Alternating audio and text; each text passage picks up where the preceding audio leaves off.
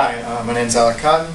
I am presenting on worldwide internet access. So the reason I chose this topic is because many people, in a study from 2014 by Kara Sprague, she's a principal from McKinsey & Corporation located in San Francisco, they found that 4.4 billion people in the world do not have access to the internet. Now that's roughly a little bit over 50% of the world. And this is not just in third world countries. You know, you're thinking at the middle of Africa where what is the word I'm looking for? Where their cities are so small, or they're so rural and spread out that they don't have the ability. 50 million people in the United States do not have access to the internet. Now, these are spread out. You have, in the offline community, 64% of these people live in rural areas. This is all coming from the same paper from Kara Sprague. 50% of these are in low-income areas. 18% of the people are elderly, 28% of these are illiterate, and approximately 52% of these are female, where only 42% of the currently online are female. So I know these numbers don't necessarily mean a whole lot right now, but if you look at the countries that currently don't have access, India, a little bit over 1 billion people in India do not have access to the internet. China, you know, a major powerhouse in production and industry, approximately 736 million people do not have access to the internet. And as I said, most of these are in rural, low-income areas. So I took to this internet access crisis per se because in 2012, I believe it was, 2011, 2012, the UN stated that the right to internet access was a human right. It was a human right to have access to the internet. Now, with that being said, can we say that internet access is a human right? Having access to the internet is a human right? Personally, I say no.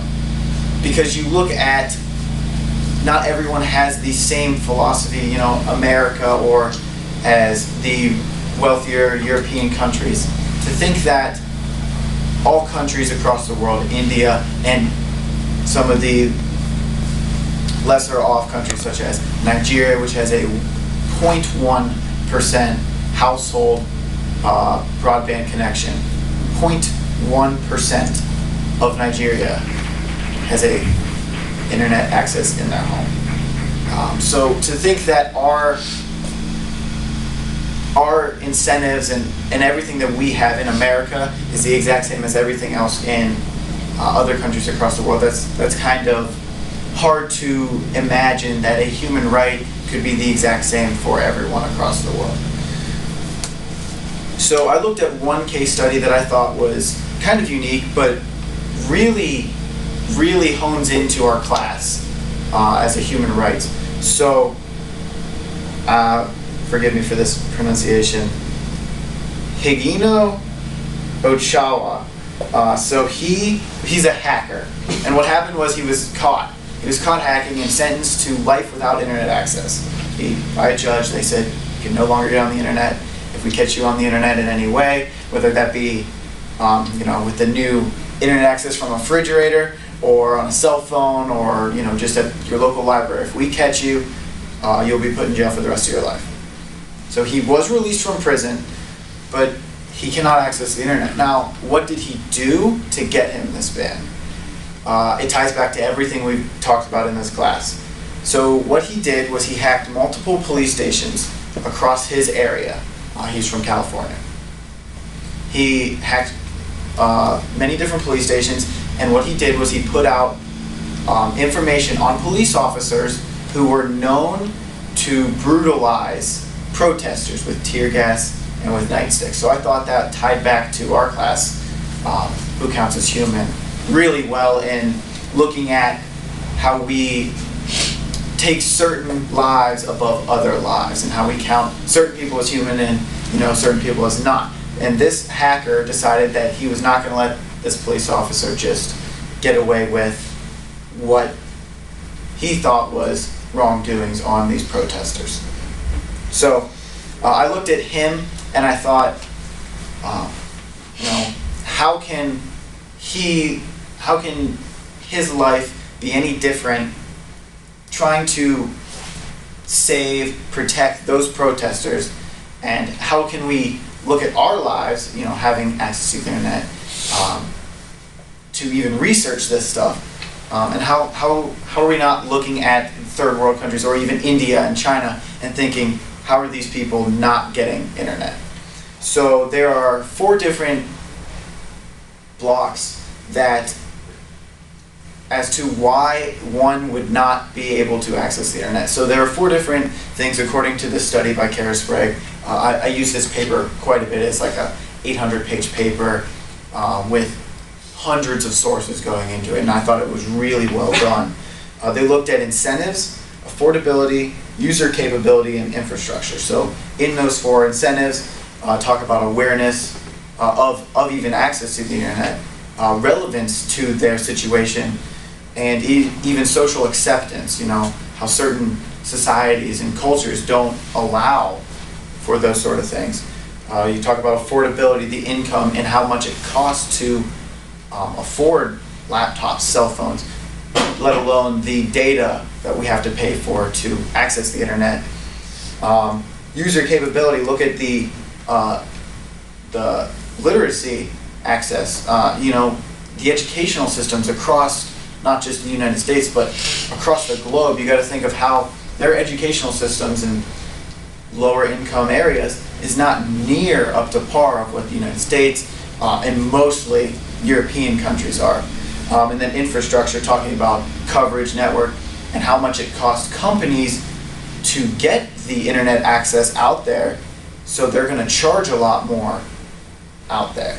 So I looked at those things and I thought, how can we fix internet access across the globe? And obviously every country, every city, every town has a little different fix. It's not just going to be a cookie cutter fix. So I looked at infrastructure. You have to start with infrastructure, whether that be the network infrastructure or the infrastructure next to it. So the electricity, you have to have electricity before you can get network out there.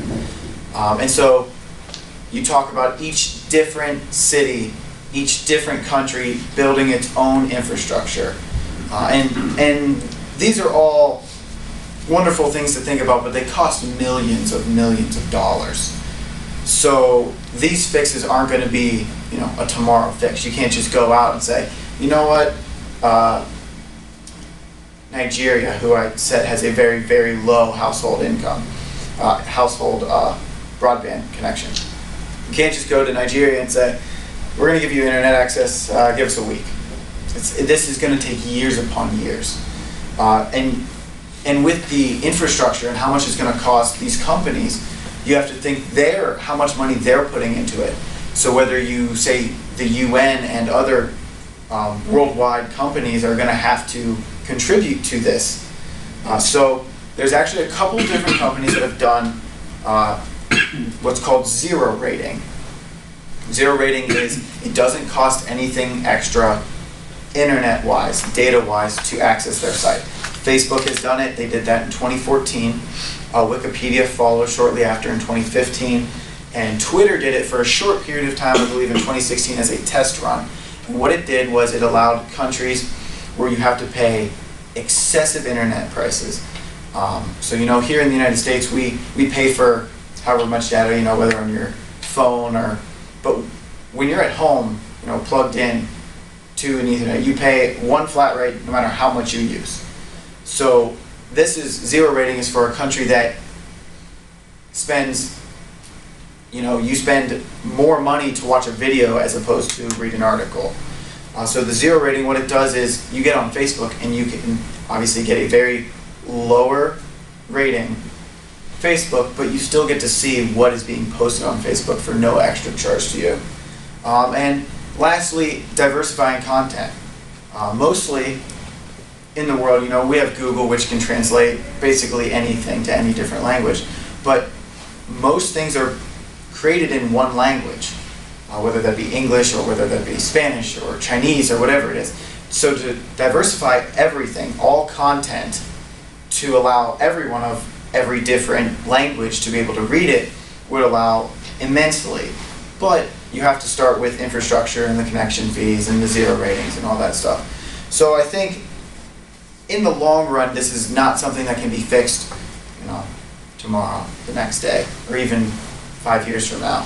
But hopefully, 20, 30 years from now, we can see internet connections across the globe continue to be better and continue to allow people to access the internet in other countries. So that is my presentation on worldwide internet access. If you have any questions, please let me know. Thank you.